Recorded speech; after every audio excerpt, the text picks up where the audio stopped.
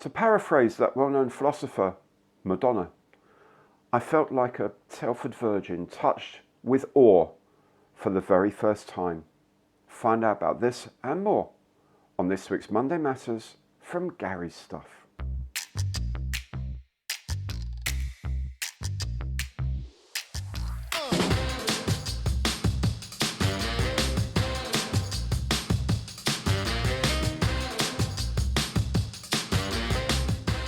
Hello, I'm Gary. Welcome to my channel. Welcome back if you've been here before. This is indeed Monday Matters. Now, the first thing I wanted to say was just to extend my very sincerest condolences to the friends and families of the people who lost their lives in that awful collision between a B-17 and a P-63 at an air show in Texas over the weekend. You know, these people dedicate their lives to keeping these warbirds in the air, partly to entertain and amaze us, but also as a tribute to those who flew them for real and who very much risked and often lost their lives flying these machines during wartime and indeed in peacetime training, preparing for war. So, you know, I'm not going to speculate on what caused the crash because, you know, air crashes are something, there's something called an event cascade. So something happens, then something else, then something else, then something else, then something else, and that results in an accident. So, you know, coming on saying, oh yeah, it was obviously caused by this, let's not do that. Let's not do that. Certainly not pleased in the comments on my channel. Let the air accident investigators do their job because they are actually pretty damn good at doing their job, and then we can learn lessons from that. But for the moment, just remember these terrible tragedy of these people losing their lives and what their friends and families are going through at the moment, especially over Veterans Weekend as well. It's all the more poignant in a way. The second thing I wanted to mention was, of course, I went to Telford this weekend for the first time. What an amazing show, really completely mind-blowing. I'll talk about it in a bit more detail in a moment, but first of all, I just wanted to thank everyone who came up and said hi during the day. It was lovely to see you. Genuinely nice of you all to come and say hi. Your very generous remarks, very kind remarks and feedback on what I'm trying to do. Really appreciated you taking the time out to do that. Really, really amazing. All I wish sometimes is that when you go into the show, you get a name badge so I'd know who you are half the time. I know some of you said, hi, I'm da-da, but somebody just said, hi, I've been watching you. I'd like to know who you are. So whoever you have been, whoever came up to say hello, whether I knew your name or not, thank you so much for taking the time to say hi. Particularly, there's a guy with his young 5-year-old daughter who likes making kits now, and she watches the channel. Hi, if you're watching the channel, hi, you know who you are. I saw you yesterday. You were telling me about how much you like the NHS Hawk. Great to see that young people are getting really involved in this hobby still. 3 young lads I met up on the walkway between the halls while I was doing some bits of filming up there and wanted to come and say hi. Hello lads, very impressed with the stash you guys walked away with, I have to say. I mean, amazing kits these guys got hold of, and if that's the level they're at making models, I'll tell you, this community has got a golden future ahead of it. Really astonishing stuff they had in there. So yeah, thank you all. Real pleasure meeting you all. Real pleasure meeting you all. So what else are we going to talk about today? We're going to talk about the news and reviews and rumours from around the model making world in a little while. Of course, we'll have a report of what I've been up to on the bench in the last week, and then I'll be discussing the kit of the week. One final thing before we go into the thing about Telford. Next weekend, next Monday Matters might be slightly different, so I've got to go away somewhere. It makes me sound like I've been convicted and I've got to go away at His Majesty's pleasure. It's not. I'm on a trip next weekend. I've got to go somewhere next weekend. But it's to create a film about the new 1/24th scale Spitfire. So you will definitely want to be seeing that. I'm not going to tell you anything more about that because I've been asked not to say anything more. But it's going to be really cool. It's going to be a great film. I hope it's going to be a great film. I hope I can do it justice. But it's going to be quite fun. Chat about the 1/24th scale Spitfire. So do look out for that. So I'll be having a look at the built examples of the kits that were on the Airfix stand, and there is so much more that was at Telford, not just models that have been made, which I have to say some of them are phenomenal and so clever and so inventive and incredibly skillful, but also there's some interesting new products coming out, and I managed to get a sneak peek at one or two of them. So check it out. Of course, if you like the show, please remember Imperial thumbs up down there on the like button, and if you haven't done so yet, please remember to subscribe, hit the bell to pick up on new videos as they're released, and of course to support the channel in a more concrete way, you can go through Super Thanks or any of my online partners. So enough of this. I know you're dying to see what I thought of my first visit to Telford. Well, here it is. Now, I've never been here before, so the scale is incredible. This is one of the 3 halls in use. Crazy numbers of people. We couldn't get into any of the car parks, but a whole load of goodies on display. Now, starting with the manufacturers, the big draw was the built models of the new 1/24th scale Spitfire. 4 of the schemes were on show. The detail that's achievable is very, very good, and it will be a proper challenge to make it when it arrives, as I'll be doing the open gun base and the exposed engine as well. A surprise was the 2028 Airfix Club kit on show, a Meteor FR9 in 1/72nd scale. This is based on this year's Meteor F8 kit I built a while back. The interesting point is that this is the first time in a long while the kit has new parts here, the reconnaissance nose, ahead of the main range version, which will no doubt appear later in the year. So they're obviously trying to add extra value to the Airfix Club offer. Another kit causing a buzz was the new Tamiya F35A in 1/48th, with complete test frames on show. From what I hear, the fit is exceptional, and the detail, as you can see in the interior bay, is also very good. An extremely tempting one, that is. Tamiya also had their much anticipated 1/35th scale A34 Comet tank on show, something that is sure to be very popular. Italeri had the parts of their new Bugatti Type 35B racer on show, probably not displayed very well because it didn't make me want to splash out way over £100 for one, despite the really quite good detailing. A big draw was the Qatari stand, where they showed off frames and even a built model of their upcoming Spitfire Mark 1 in 1/32nd scale. At the show, they also announced that a Mark 5A will join the range next year at the same scale. And at the other end of modelling, 144.co.uk showed off their diminutive yet very impressive range of British jets in 1/144 scale, including several versions of the Lightning. Excellent for those challenged on space or looking for unique items of British aeronautical history. But the thing that excited me the most was DBMK announcing that their Supermarine Scimitar in 1/48th will be with us next year. I'll keep you up to date on this as the story develops.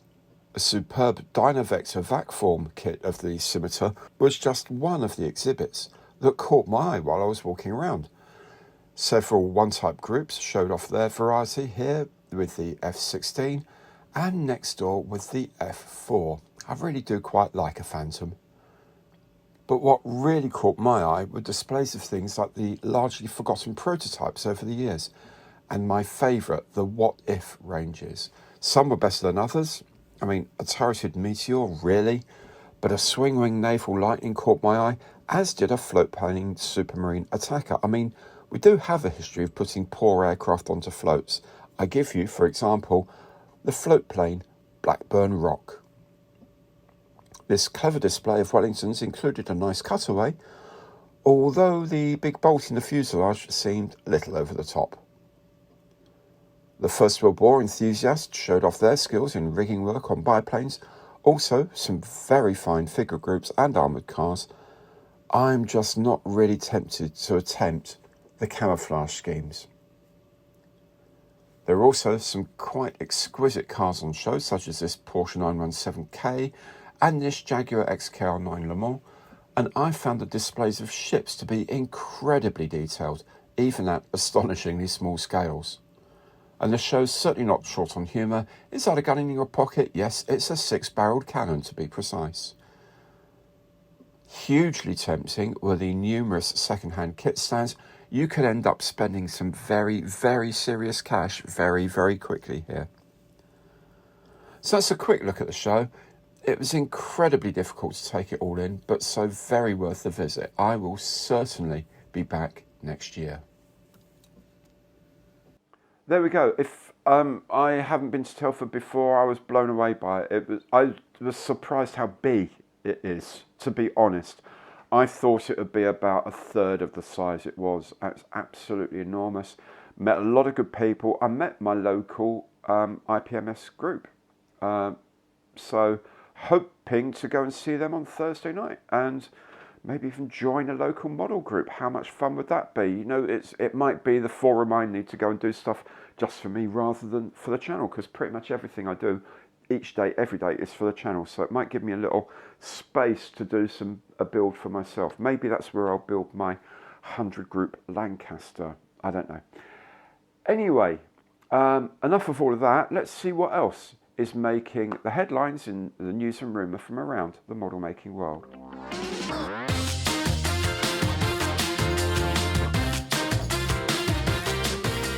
HK Models has announced a 1/32 scale kit of the Douglas A20 Havoc to be released next year. Looks like it will have enough detail for anyone. Takom has followed up its recent announcement of the AH64D Apache in 1/35 with this limited edition boxing of the AH64E export version with a choice of 4 scheme options. For a real challenge, you could do worse than the Tigger model's 1/32 scale General Dynamics F111 bomber in VAC form. That's going to take some building, let me tell you, and your panel line scribing had better be top quality. In armour, there's this new Vargas kit of the A11 Matilda Mark I tank in 1/35 scale, showing just how far behind British tank designer had fallen by 1940. This is not to be confused with the A12 Matilda II, which was a completely different design. And from the earlier days of tank design, Mirionis Models gives us this German A7V tank in the increasingly popular 1/72 scale, great for practicing that World War I diorama skill too. Vietnamese company Parasol has released a whole load of new figures in 1/35 scale, including these American helicopter riders and pilots, and sets such as this US medic team. This is the company that bought us the 1/35 scale transport elephants earlier, if you remember.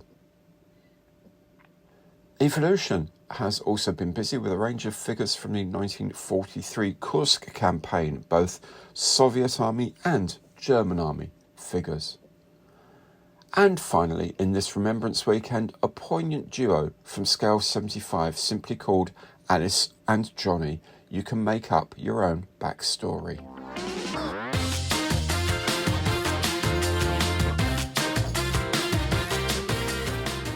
On my bench this week, I have had the 1/48 Avro Anson from Airfix. Managed to finish that off. What a beautiful kit that is. Rigging the whole thing with all the control cables and all of that was quite fun. A beautiful kit. Oddly enough, they didn't have the Australian markings in the built section at Telford. So maybe I should have taken mine along. They could have borrowed that for the weekend. I've also been building the Hobby 2000 1/48 scale Harrier GR7/GR9 that I was very kindly given by Tiger Hobbies. That's been fun. That's been good. Very few issues. There's a few issues. It's a 2004 tooling. So a couple of tiny fit issues, but really small fit issues. I have to say a lot of it is very, very good indeed. The cockpit's lovely. I've done that nicely, I think. Made a few extra additions to it. Generally speaking, going together very well. So I'll be having a production video of that very soon. Which of course leads me to announcing this week's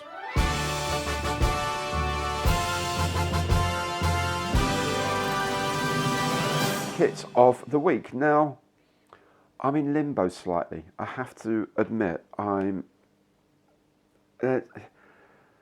decisions are being made elsewhere that affect what is the kit of the week. Okay, so if nothing else changes, then the kit of this week, I'm going to build that P39 Aerocobra from Armour Hobby that I did the box opening for when it arrived the other day. And it's a lovely kit. That should go together really well. I've got the right paints for it now. Everything's in place. Fantastic. However, I know that at the beginning, or actually probably today, Monday, I'm filming this on Sunday, but just see how I sort of very slickly made it out. It's actually Monday I'm doing it on, but it's Sunday. On Monday, I know that Airfix are starting deliveries of the 1/24th scale Spitfire. Now, they're starting with all the pre-orders they have. So I pre-ordered mine a while back. So I'm hoping I'm in that first batch. If I'm in that first batch of people getting the kits, then that's going to take precedence over everything. I'll do a proper box opening of it, a proper look at all the bits and pieces, what you get in the kit, what it finally looks like in the box. And then, of course, I'll start building it. And it's going to be maybe 3 or 4 weeks of build because it's such a big kit. And, of course, I feel sort of duty bound to build all the options. So all the gun ports are open, engine cowlings off, the canopy open and the door open, flaps down, everything. I'll try and do everything. I kind of feel I should, because if I do something like this, you know, a 90 quid kit or whatever, and you buy one and so, but you didn't show us how you did the engine, that would be pretty rubbish, I think, and I'd lose some subscribers.